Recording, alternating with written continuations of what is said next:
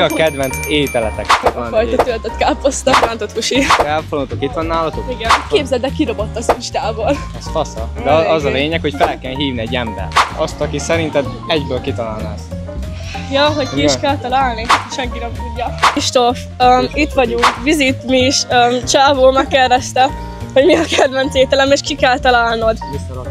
Rántott hús. Igen, igen. Te kit hívnak? Nincs pénzekártyám. Nincs pénzek. És az ő telefonján esetleg feltölti? Apudnak van. Mama féle töltött káposzta.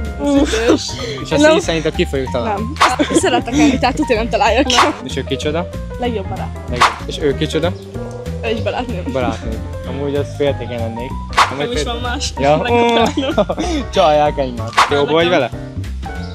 Bevágjuk, Lili. Lili, én vagyok, hallod?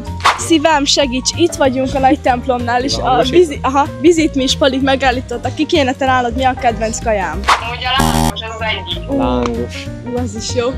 Az is jó, de az szerintem az nem töltött káposzta. Követitek-e a Visit Me-t?